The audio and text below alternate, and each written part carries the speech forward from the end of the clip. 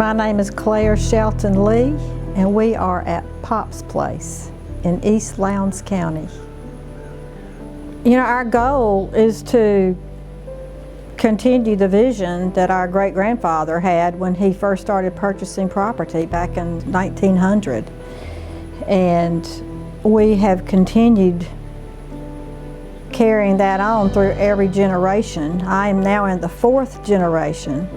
His desire at that time was to, have a long-term investment that he could pass on to his family, as well as a family legacy of growing forest. And so it's been passed on, and we've continued his vision. Well, we do manage for wildlife. Of course, the trees come first, and we make sure all our hunters understand that. But we do encourage hunting. As the family has grown and we've gotten large, we now have a number of family members that like to hunt.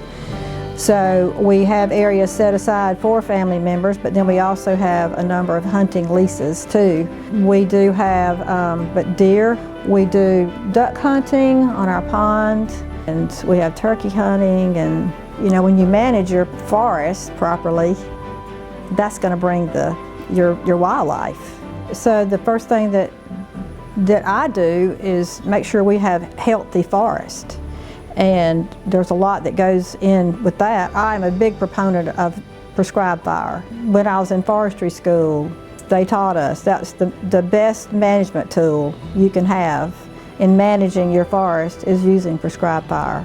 So we try to do as much of that as we possibly can. Also, then the other times of the year is just keeping an eye on your trees to be sure that there's no infestation of beetles or any other insects or any other issues, any other problems. Just trying to keep them healthy. I'm Richard Shelton. I am a stockholder in the Shelton Land Company and also serve as the Secretary Treasurer, keep the books, that kind of thing. Well, this is our wall of photographs of family pictures. This is my great-grandfather, C.I. Shelton. He was began acquiring the property in 1900. He had 8 children, one of whom is my grandfather, George.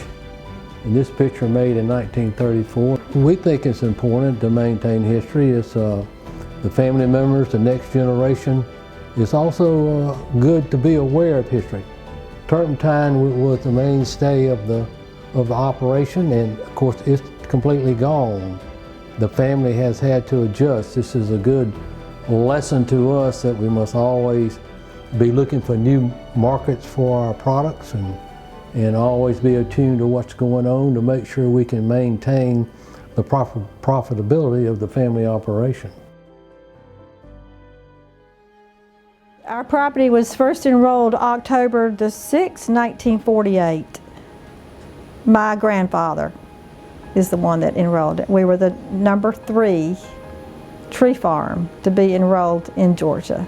We are being recognized as the oldest tree farm in Georgia because we now are celebrating 75 years as a tree farm.